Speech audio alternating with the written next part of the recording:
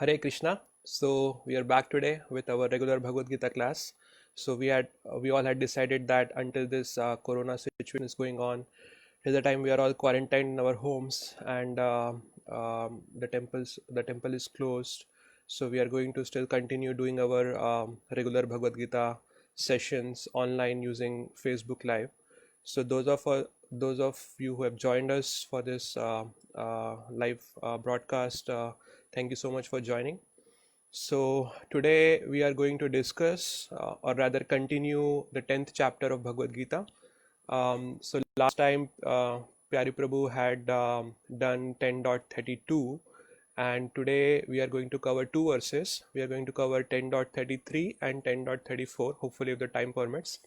So we will I am going to cover these two verses, and towards the end we can break for any questions and answers. So I would request you to please have your questions noted down, and then you can post your questions in the comments section of this video, and I will be able to answer those questions towards the end of this session today.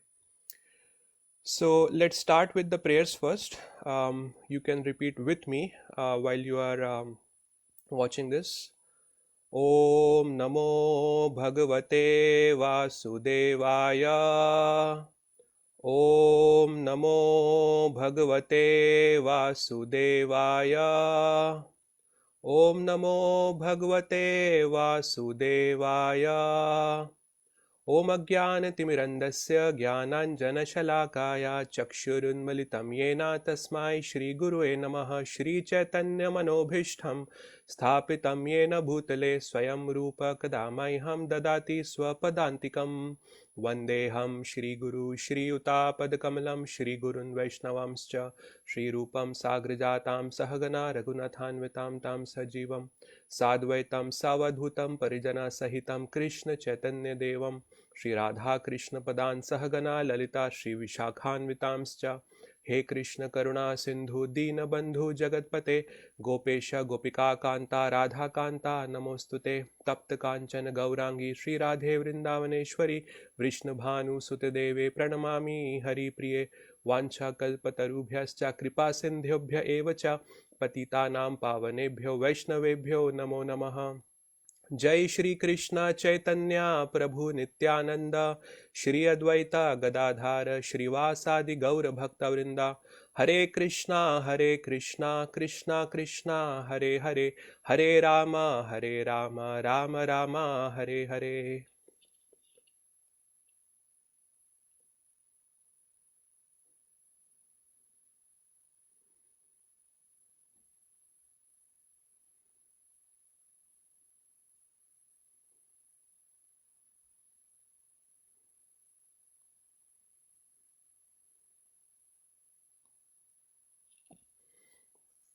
Okay, so let's start with verse 10.33. I'm going to open the verse in just a minute. Okay, so I'm reading from Bhagavad Gita as it is. So I'm going to recite the Sanskrit verse first. I'm going to then read the synonyms and then the translations. Aksharanam akarosmi dvandvah samasikasya cha aham evakshaya kalo dhataham vishwato mukhaha. Synonyms: Aksharanam, of letters. Akaraha, the first letter. Asmi, I am. Dvandvaha, the dual. Samaskiskasya, of compounds. Cha, and. Aham, I am. Eva, certainly. Akshayaha, eternal. Kalaha, time. Dhata, the creator. Aham, I am. Vishwatah mukhaha, Brahma. Translation: of letters, I am the letter A, and among compound words, I am the dual compound. I am also inexhaustible time, and of creators, I am Brahma. Purport by His Divine Grace A.C. Bhaktivedanta Srila Prabhupada. Akara, the first letter of the Sanskrit alphabet, is the beginning of the Vedic literature. Without Akara, nothing can be sounded. Therefore, it is the beginning of sound. In Sanskrit, there are also many compound words, of which the dual word, like Ramakrishna, is called Dvandva. In this compound, the words Rama and Krishna have the same form, and therefore the compound is called dual. Among all kinds of killers, time is the ultimate because time kills everything. Time is the representative of Krishna because in due course of time there will be a great fire and everything will be annihilated. Among the living entities who are creators, Brahma, who has 4 heads, is the chief. Therefore, he is a representative of the Supreme Lord Krishna. So here, Krishna is continuing to speak his glories. So actually, if we see the 10th chapter started with Krishna actually glorifying the knowledge that he is going to give to Arjuna. So Krishna says in 10.1, he says, Bhuya eva mahabaho shinu me paramam vachaha yatteham priyamanaya vakshyami hitkamyaya. Listen again, O mighty armed Arjuna, because you are my dear friend. For your benefit, I shall speak to you further, giving knowledge that is better than what I have already explained. So, Krishna is going to give knowledge to Arjuna. And when he says, I'm going to give you knowledge better than what I have explained earlier, actually in the 9th chapter, Krishna had just glorified pure devotional service. Now he is going to give Arjuna that knowledge by which his devotional service can be solidified.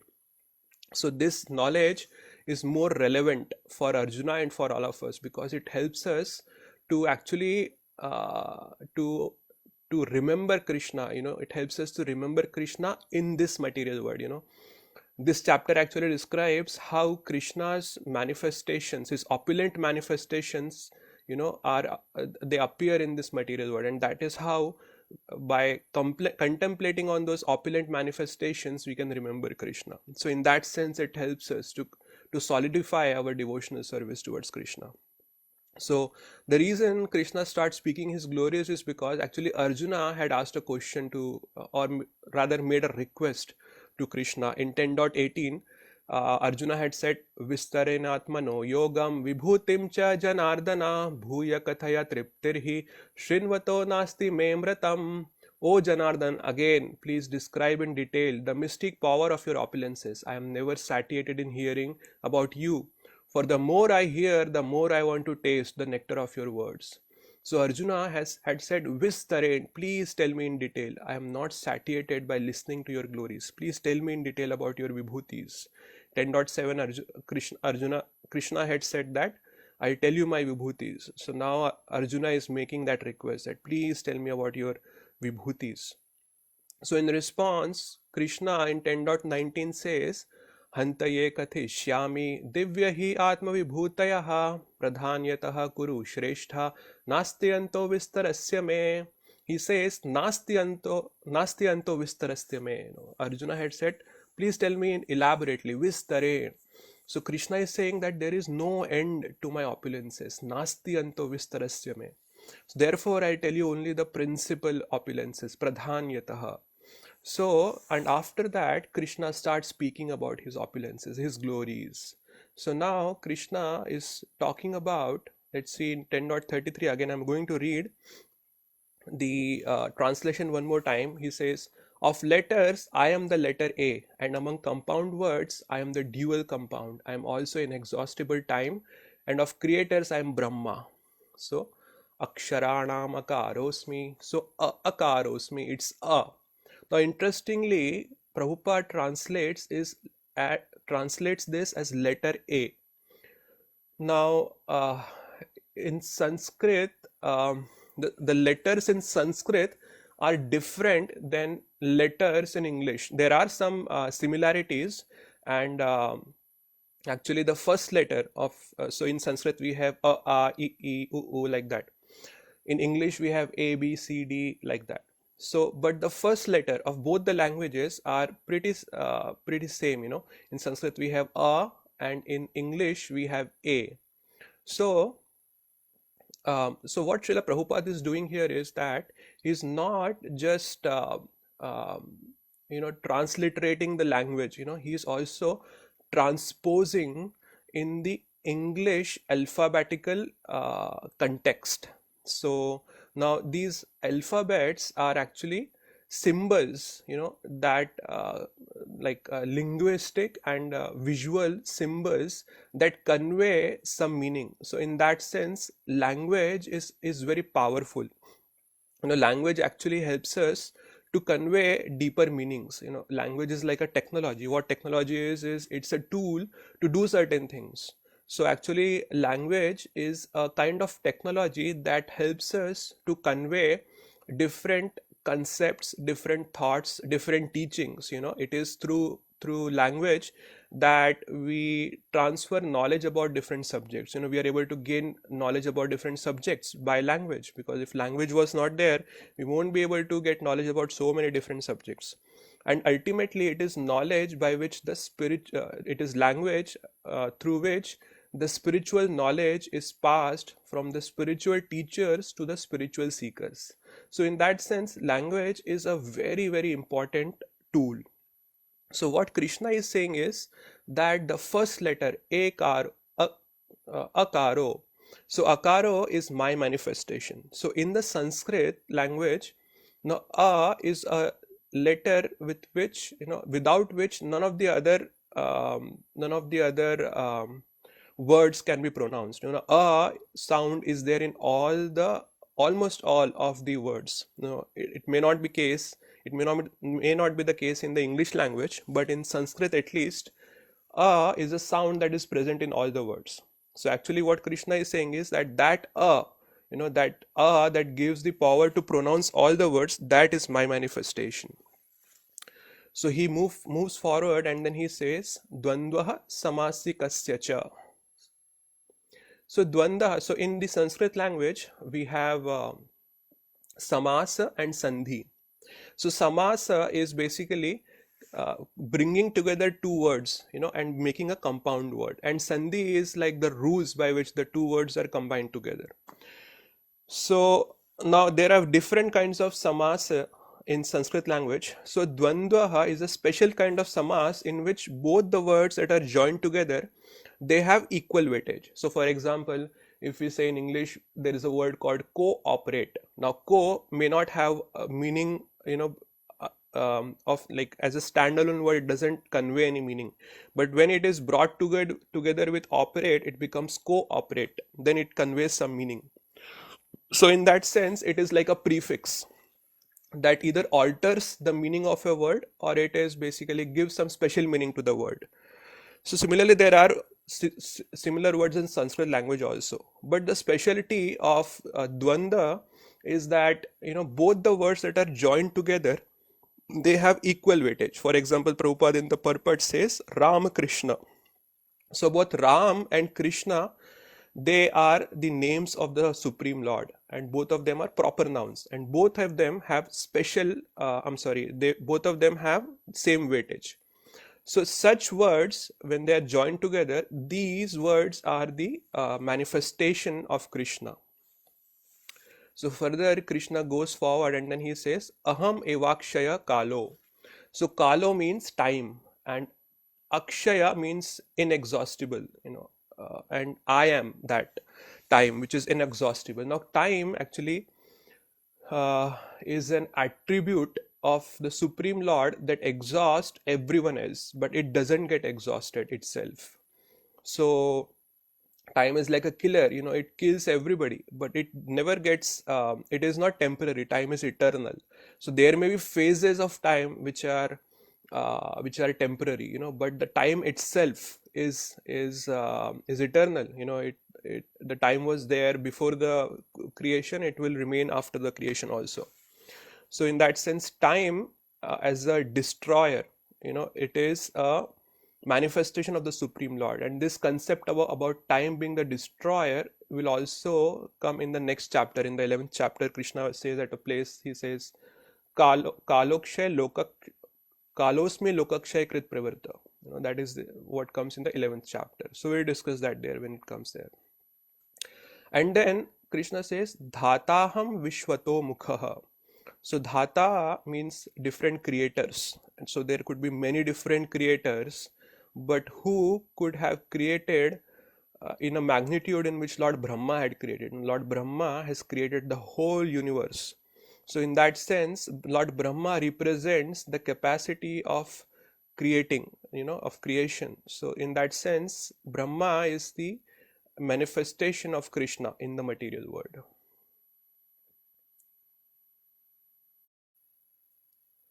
So I'm moving forward to the next verse, which is 10.34.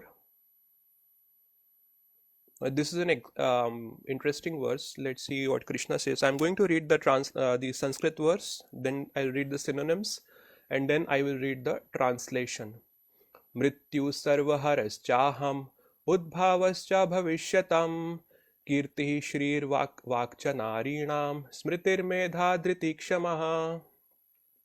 Synonyms: Mrityu, death; Sarvaharaha, all devouring; Cha, also; Aham, I am; Udbhavaha, generation; Cha, also; Bhavishyatam, of future manifestations; Kirti, fame; Shri, opulence or beauty; Vak, fine speech; Cha, also; Narinam, of woman; Smriti, memory; Medha, intelligence; Dhriti, firmness; Kshama, patience. Translation: I am all devouring death, and I am the generating principle of all that is yet to be. Among women, I am fame, fortune, fine speech, memory, intelligence, steadfastness, and patience. Purport: as soon as a man is born, he dies at every moment. Thus, death is devouring every living entity at every moment. But the last stroke is called death itself. That death is Krishna. As for future development, all living entities undergo 6 basic changes. They are born, they grow, they remain for some time, they reproduce, they dwindle, and finally they vanish. Of these changes, the first is deliverance from the womb, and that is Krishna. The first generation is the beginning of all future activities. The 7 opulences listed, fame, fortune, fine speech, memory, intelligence, steadfastness, and patience, are considered feminine. If a person possesses all of them or some of them, he becomes glorious. If a man is famous as a righteous man, that makes him glorious. Sanskrit is a perfect language and is therefore very glorious.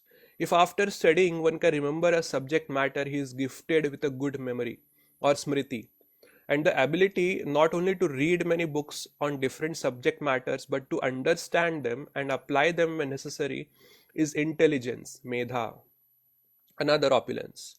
The ability to overcome unsteadiness is called firmness or steadfastness, dhriti.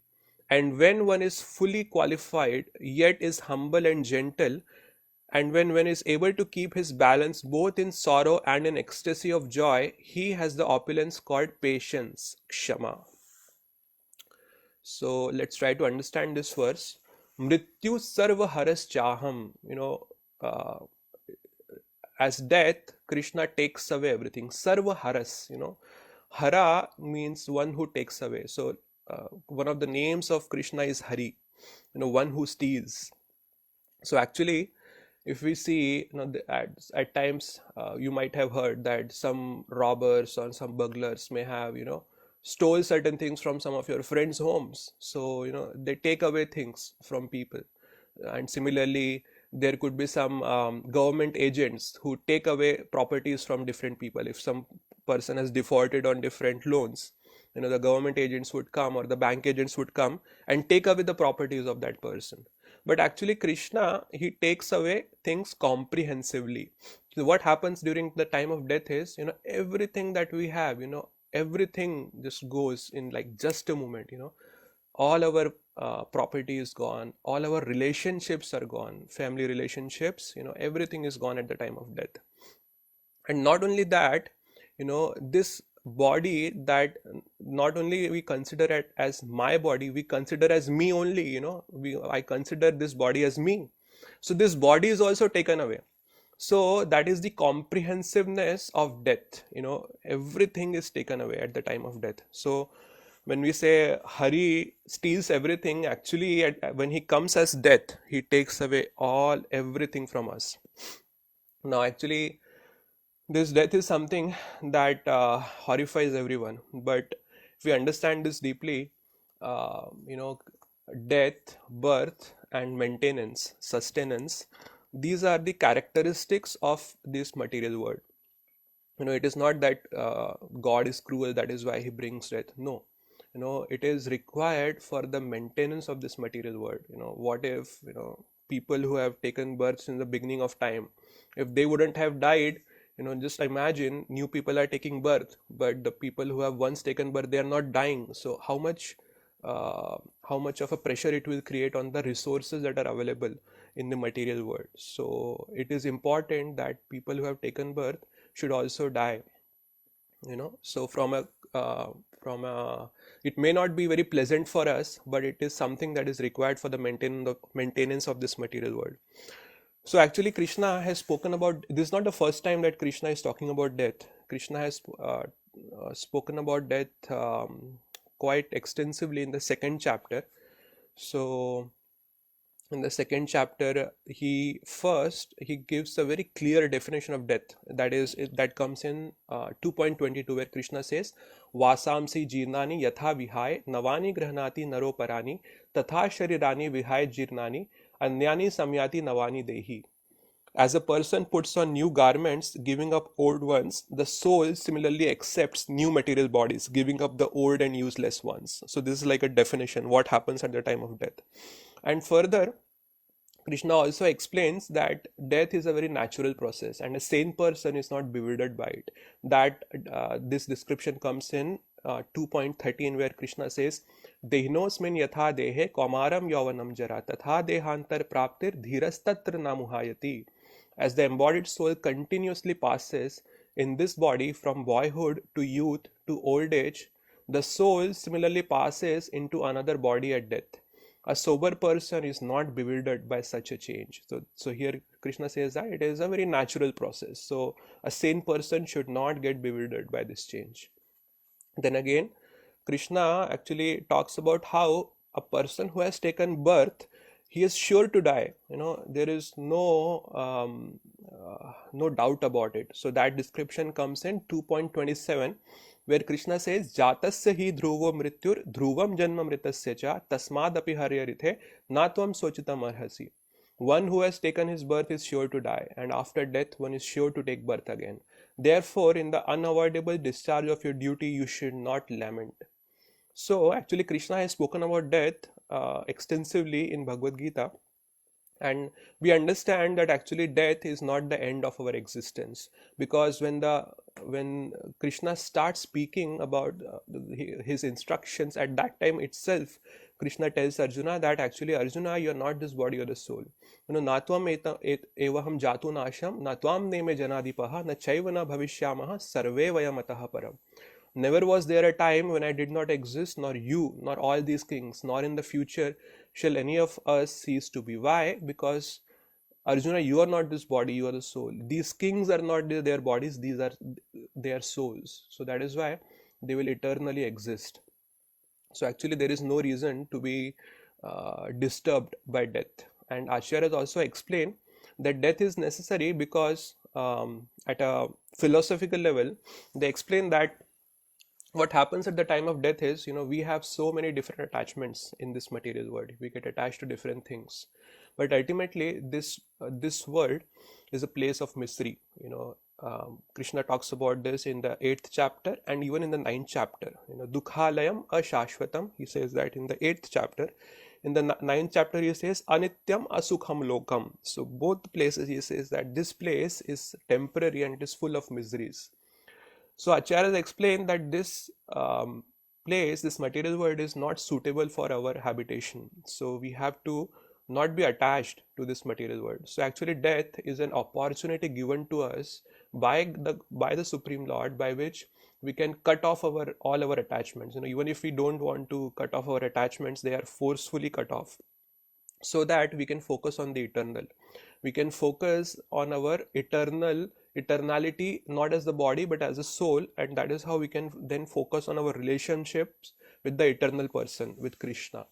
So this is very important for us to understand, and if we understand it like this, we will know that actually death is good in a way. So it may be bad when we hear about it. We get horrified listening about death, but in an absolute sense, death is good. So further, Krishna says in this verse, Udbhavascha bhavishyatam, I'm the generating principle of all that is yet to be. So if God's glory is manifested as death, so that is like a one-sided glory. So God's glory is also manifested as the generating principle of that is yet to come. We may say that, okay, when a child is to be born, a man and woman has to come together, and that is how a child comes. But just by the union of a man and woman, a child cannot take birth. Most of you would have read the different pastimes that come in the Srimad Bhagavatam, and we can see by practical experience also. There are couples who are trying very desperately, very sincerely to get a child, but despite their best efforts, they are not able to get a child. There is a story of Chitraketu Maharaj in the Srimad Bhagavatam. Now he tries very hard, and he has multiple queens, but he is not getting any progeny. So actually, the mercy of the Supreme Lord is required. Krishna is the generating principle. Unless his mercy is manifest, life cannot come. So in that sense, Krishna actually is the generating principle. Now the next part of the verse is interesting. So it is interesting that actually it talks about woman, and it is interesting that actually Krishna is correlating woman and death. So it could actually be a coincidence, but let's see what Krishna says. He says, Kirti Shrir Vakcha Narinam Smritir Medha Dhriti Kshama. Among women I am fame, fortune, fine speech, memory, intelligence, steadfastness, and patience. Now these qualities can be explained in different ways. It says among women I am these qualities. Actually, is it that only women have these qualities, or these qualities are predominantly found in women? So actually that is not true. Now there are certain qualities which are feminine and certain qualities are masculine. So some qualities are predominantly found in women, and some qualities are predominantly found in men, and then there are certain overlapping qualities, and there is a certain area which is overlapping. Now actually all these qualities like memory, intelligence, we can say that actually there are so many men also who are intelligent, they have good memories. So why is Krishna speaking like this? So acharyas have actually explained this in different ways. Now Prabhupada says that these qualities are, in his purport he says, the seven opulences listed, fame, fortune, fine speech, memory, intelligence, steadfastness, and patience, are considered feminine. So actually some acharyas have also explained that the female body to a certain extent naturally manifest these qualities. They like naturally come to them, these qualities, and to an extent a woman have these qualities, that woman is considered naturally beautiful.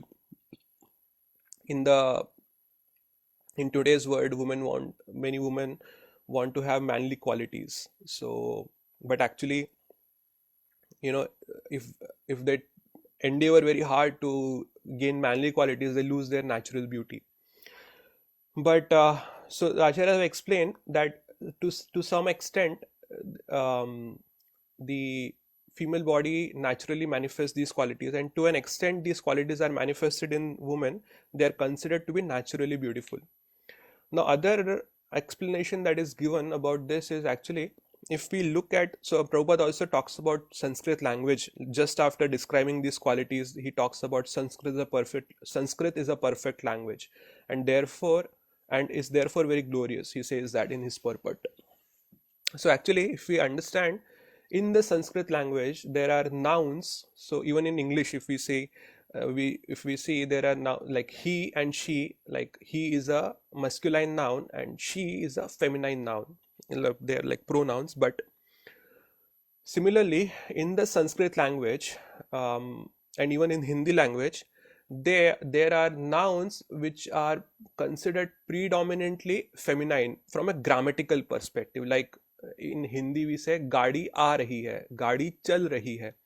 So we don't say गाड़ी चल रहा है. So चल रहा है, raha is a word that is ascribed to the masculine gender. So, but gadi means vehicle. Now, how could a vehicle be either a male or a female? But the idea is that from a grammatical perspective, there are certain, the nouns are ascribed either a feminine quality or a masculine quality. So these qualities that are described over here, they are considered to be from a grammatical perspective feminine. That is one explanation. Now the other explanation that comes is all of these, if you see the Sanskrit words that come, kirti, shri, vak, smriti, medha, dhriti and shama. So these are actually the names of the goddess. The Markandeya Puran, actually in the Markandeya Puran, there are different names given. There is a stotra that comes in the Markandeya Puran. So Markandeya Puran is a Puran that glorifies Durga Devi. So there actually different names of the Devi is given over there. So all of these are actually different names of the Devi. Kirti, Shri, Vak is one of the names of goddess Saraswati. And goddess Saraswati, it is described that it is actually Shakti Tattva. Most of you might be aware about the different tattvas. We have the Vishnu Tattva, we have the Jiva Tattva, and then we have the Shambhu Tattva and the Shakti Tattva. So actually Shakti has different names, and then some of her names are mentioned over here. So what Krishna is saying that, this is an explanation that is given by the acharyas, that what Krishna means to say is that among the females I am the goddess, I'm the goddess. So that is another explanation that comes. Now actually, if we see in the Bhagavad Gita, at 3 different places Bhagavad Gita directly talks about woman. The first description comes in the first chapter in the 40th verse, where Arjuna says that actually when religion is prevalent in a family, then the women get polluted, and when the women get polluted, then unwanted progeny takes place in that family. So that is the first place where Bhagavad Gita talks about woman. But that is the verse spoken by Arjuna. So actually Krishna speaks about woman at 2 places. One is this verse where he talks about woman in a positive sense, and there is another verse which I believe is 9.32 or 31, if I am not wrong. He says, Mam hi parthavya pashritya episyu papayoneha striyo vaishyas tatha shudras tepi yanti param gatim. So he says that actually so there is a word that is used, pap yoni. Now basically this is like a controversial verse where some people say that actually in the Bhagavad Gita, women are described as pap yoni, born sinful birth. Pap yoni means sinful birth. So now acharyas have explained that actually so there are 4 things that come: pap yoni, pap yoneha, striyo, vaishyas tatha shudra. So stri, vaishya and shudra, and then there is another word that comes, pap yoni. So people say that actually pap yoni is an adjective used to describe the woman, the mercantile class, which is vaishyas, and the shudras. But the acharyas explain, even our Gaudiya Vaishnava acharyas explained that actually pap yoni is not an adjective that is used to describe women, shudras and the vaishyas. Pap yoni is a 4th category of its own. So people who are less than shudras, who have not taken birth in the Vedic tradition, they are considered to be as pap yoni. There are different words that are used. Sometimes the word malechas are used. There are other words that are used to describe such people. So those people actually are called as pap yoni because they are less than shudras and they don't have any faith in the Vedic book, Vedic library, Vedic knowledge. So only 2 acharyas have actually said that no, Pap Yoni is an adjective. So those two acharyas are, I believe, are Ramanujacharya and Shankaracharya. But rest, other than these two, all the acharyas, including Srila Prabhupada, if you see Prabhupada in his purport to 7 Bhagavatam 7.7.16, he makes it very clear that women are not Pap Yoni. Women are. He actually talks about women over there, and he says that the Pap Yoni is not a word that is used to describe women. It is actually a word that is used for describing the people who are less than Shudras. But still, if we consider that verse, why is Krishna even talking about women over there in the 9th chapter? So now it is explained that now the reason Krishna says, he says, Mam hi parthavya, let me open that verse quickly, and then I just read out the translation that is given over there.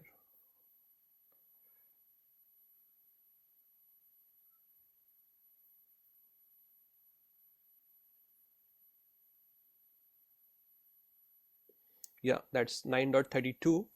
Krishna says, O son of Pritha, those who take shelter in me, though they be of lower birth, women, Vaishyas, and Shudras, can attain the supreme destination.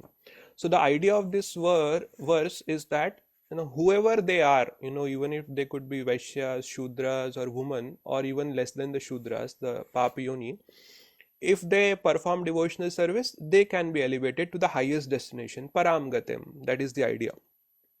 But still, the point is, why is Krishna even mentioning women over there? Because now we can consider that, okay, Shudra and Vaishya, they are like specific varnas. Shudras are not considered to be very intelligent, and Vaishyas are like mercantile class. They are interested more in earning money and their business activities. But woman is not a varna, because a woman generally is considered to have the varna of her husband. If the husband is Brahmana, then woman is considered to be a Brahmani. If the husband is a Kshatriya, then the woman is considered to be a Kshatrani. So women are generally ascribed the varnas of their husbands. So why is actually Krishna even talking about woman here in this verse? So actually the acharyas explain that the woman body is not suitable for self-realization, and secondly they also mention that it is suited for deviating those who are on the path of self-realization. No, actually it is not a blame that is to be given to the woman, to the woman. It is a blame that is to be given to people who have an enjoying mentality. But the acharyas explain that in the woman body, the identification with the body is very strong. Very, very strong identification with the body is there. And for self-realization, we actually have to be detached from the body. We have to understand that we are not our bodies, we are soul. As I mentioned earlier in 2.12, when Krishna starts speaking Bhagavad Gita, the first thing Krishna says to Arjuna is that, Arjuna, you are not this body, you are the soul. So that is the whole idea. From there, the spiritual realization starts. First, to know that we are not our bodies, and then to realize that we are not the bodies, we are the souls. So that is very difficult for women, because the identification with the body is very, very strong. We can see that women like to decorate their bodies. They spend hours and hours in just decorating themselves, and they will go to beauty parlors and they will spend hours just to decorate their, or just to comb their hairs, or like set up a particular hairstyle. They like to decorate their nails, their whatnot, their eyebrows. So but that is not the case in men. So because the identification with the body is very strong, it is very difficult for them to make progress on the spiritual side. But Krishna is saying that actually even women can be elevated if they take shelter in Krishna. So that is the idea. So coming back to the verse that we were discussing, so this was 10.34. I am all devouring death, and I am the generating principle of all that is yet to be. Among women, I am fame, fortune, fine speech, memory, intelligence, steadfastness, and patience. So actually, Srila Prabhupada gives a brief definition of all these qualities in his purport. We read the purport, so I think I can break for any questions now. If you have any questions, you can type your questions in the comments box.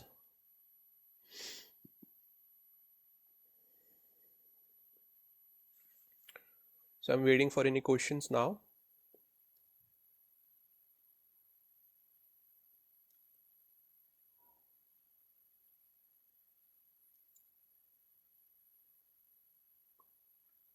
I'll wait for 2 minutes. If you have any questions, you can type your questions in the comments box and I try to answer those questions.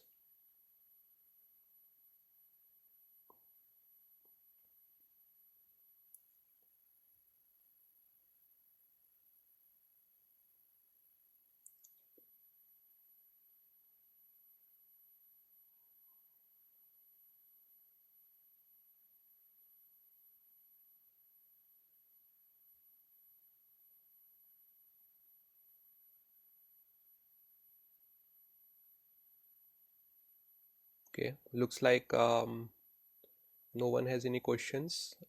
Last call. If there are any questions, you can type it in the comments box.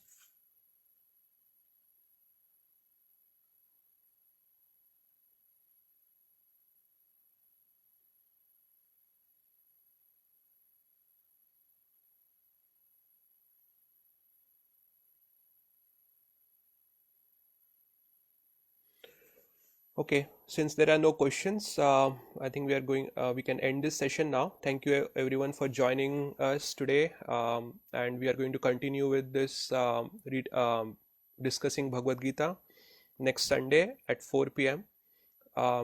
Next Sunday, we are going to discuss 10.35. So please join us at 4 p.m. next Sunday. Thank you. Hare Krishna.